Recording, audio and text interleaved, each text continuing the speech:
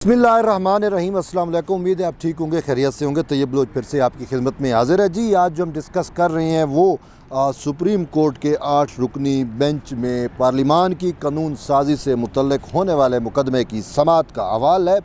दरअसल आज chief justice Umar रज़ा बंदियाल की सरबराही में सुप्रीम कोर्ट का 8 रुकनी लार्जर बेंच जो है उसने जो ही समाअत शुरू की तो अटार्नी जनरल फॉर पाकिस्तान ने वफाकी हुकूमत का मौक़िफ़ पेश किया और मौक़िफ़ पेश करते हुए उन्होंने जो है वो वफाकी हुकूमत की जो मुतफ़र्रिक़ दरख्वास्त थी जिसमें इस्तदा की गई थी कि इस मामले पर जो है वो फुल कोर्ट बेंच तश्कील दी जाए, यानी सुप्रीम कोर्ट में जितने जजेस मौजूद हैं उन जजेस पर मुश्तमिल बेंच जो है वो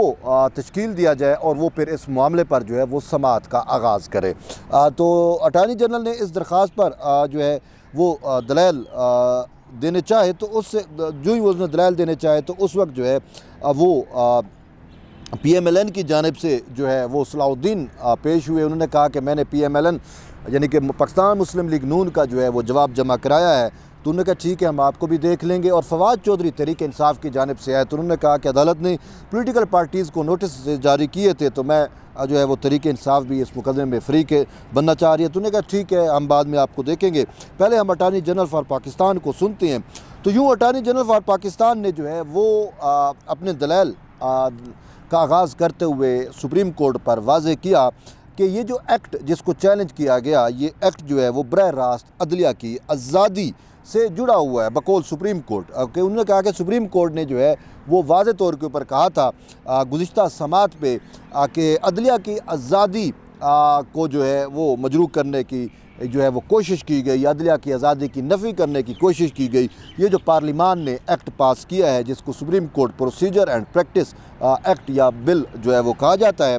तो उन्होंने कहा कि सुप्रीम कोर्ट के मुताबिक अदलिया की आज़ादी का सवाल जो है वो मौजूद है और अदलिया की आज़ादी हमारे आइन का बुनियादी जुज़्व है। तो उन्होंने कहा हमारे अदालती निज़ाम का स्ट्रक्चर जो है वो भी ऑलरेडी जो है वो मौजूद है। तो अटार्नी जनरल ने जो कहा कि चीफ जस्टिस को इंतज़ामी इख्तियारात जो है वो दिए गए हैं, बेंच की तश्कील हो, केसेस की फ़िक्सेशन हो, तो ये सारे इंतज़ामी नोयत के मामलात हैं और ये होली सोली इख्तियार जो है वो चीफ जस्टिस को दिया गया। इसके साथ उन्होंने कहा कि सुप्रीम कोर्ट के जो रूल्स हैं वो जब तश्कील दिए गए थे तो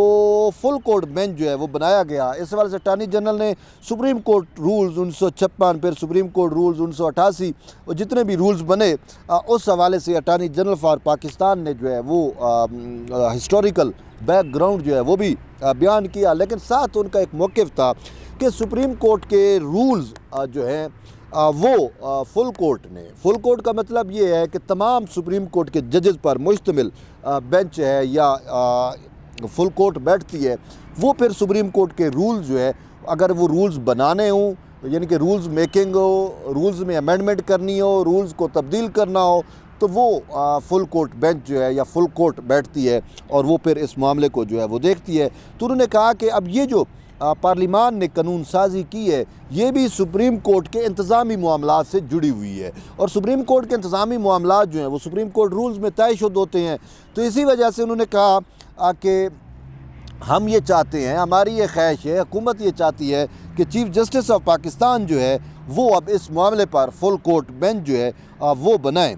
ये मामला जो है चीफ जस्टिस के इख्तियारात से बरह रास्त जो है वो जुड़ा हुआ है। तो अब अगर इस मामले पर फुल कोर्ट हो जिसमें सुप्रीम कोर्ट के तमाम जजेस जो हैं वो शामिल हो तो वो फिर फ़ैसला जो है वो बेहतर आ सकता है। इसके साथ साथ उन्होंने ये भी कहा कि ये जो 8 रुकनी लार्जर बेंच बैठा है इसके साथ दीगर भी तो जजेस मौजूद हैं सुप्रीम कोर्ट में, वो भी इस कानून से जो है वो मुतासर हो रहे हैं या होंगे। तो इसी वजह से उनको भी मुकम्मल मौका मिलना चाहिए कि वो अपनी राय का जो है वो इज़हार कर सकें और वो इस केस को जो है वो सुन सके।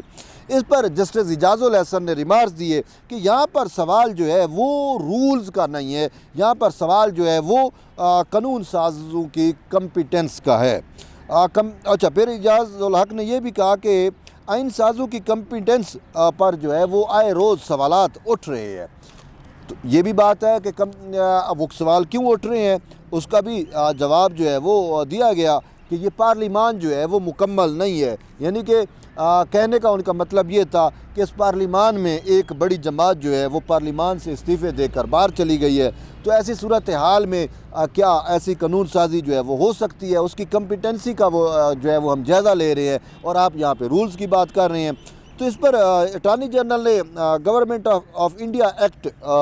का भी हवाला दिया और कहा कि उसी एक्ट को मद्देनज़र रख के 1956 में पहली मरतबा जो है वो रूल्स बनाए गए थे। फिर इसके साथ साथ उन्होंने कहा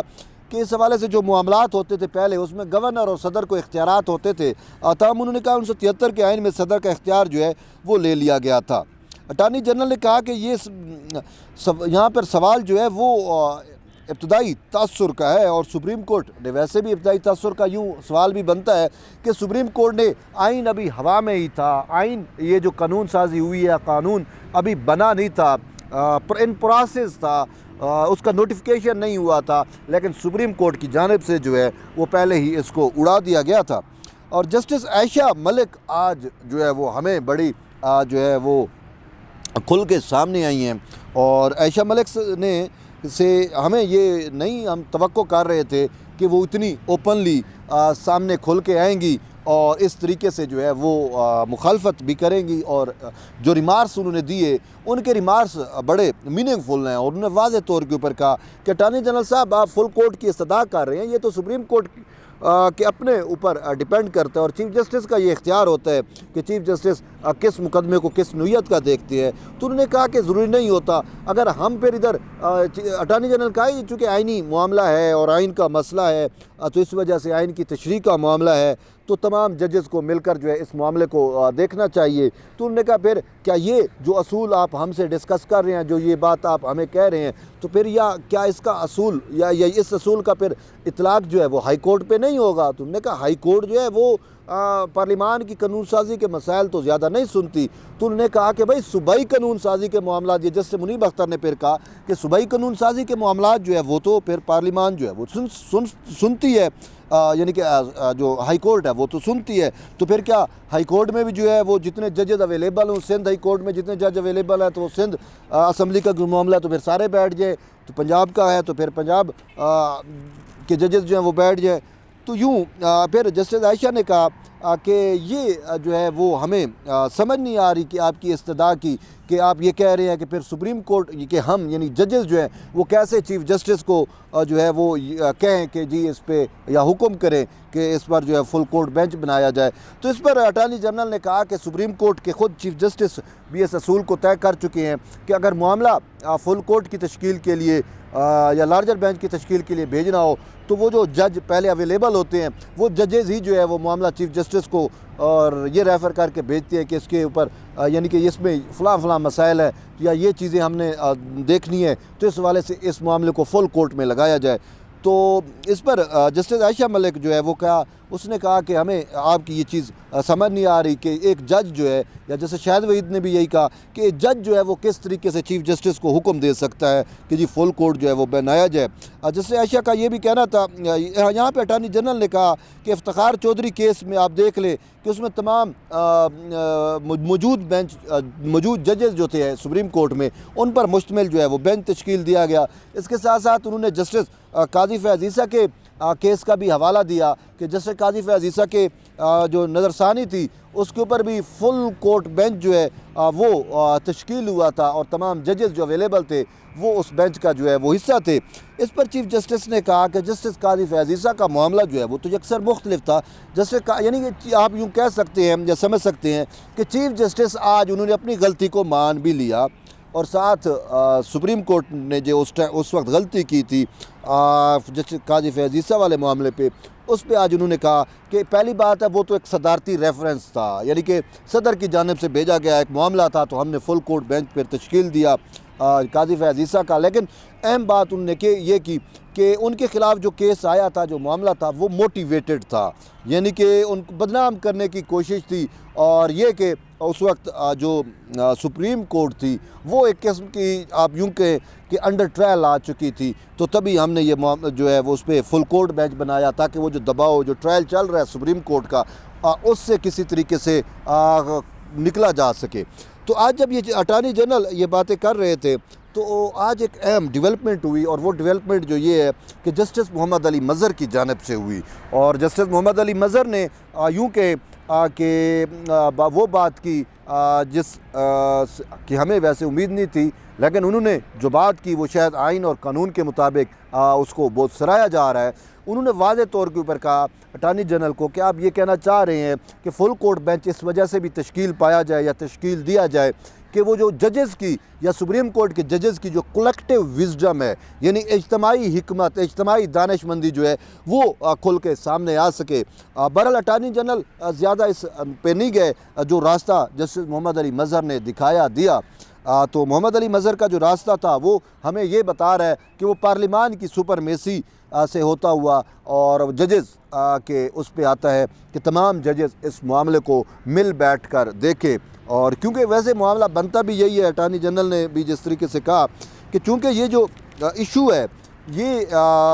सुप्रीम कोर्ट के इंतज़ामी मामलात से है और चीफ़ जस्टिस से बरह रास्त जुड़ा हुआ है, तो इस वजह से और भी बहुत सारे ऐसे जजेस हैं सुप्रीम कोर्ट में मौजूद है जिन्होंने मुस्तकबिल में चीफ़ जस्टिस भी बनना है और उनके इख्तियारात से मुतल्लिक ये है। तो अगर वो जज इस मामले पे शामिल हो जाए तो वो अपनी अच्छी राय दे सकते हैं, कोई अच्छी हिकमत जो है वो आ सकती है। अगर ये फिर कलेक्टिव फैसला आता है सुप्रीम कोर्ट के फुल कोर्ट का, तो वो फिर एक अच्छी नज़ीर जो है वो कायम हो सकती है। बहरहाल अटार्नी जनरल चीफ़ जस्टिस ने कहा कि ये जो आप मामला बता रहे हैं ये मामला जो है वो इंतज़ामी मामला है। बहरहाल आपने जो कहा हम उसको कंसीडर करेंगे,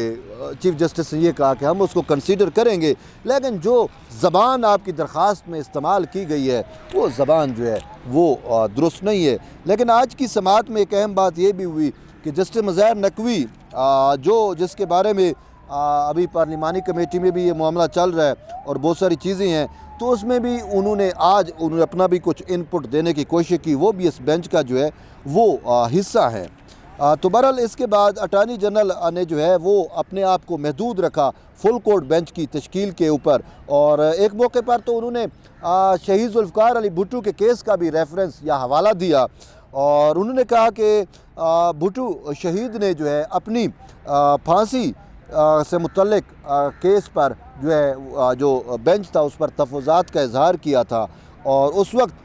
के चीफ़ जस्टिस अनवारुल हक से उसने ये दरख्वास्त की थी कि फ़ुल कोर्ट बेंच बनाया जाए, जिस पर अटार्नी जनरल ने कहा कि फ़ुल कोर्ट बेंच जो है वो तो तश्कील नहीं दिया गया और उनका केस जो है वो सुना गया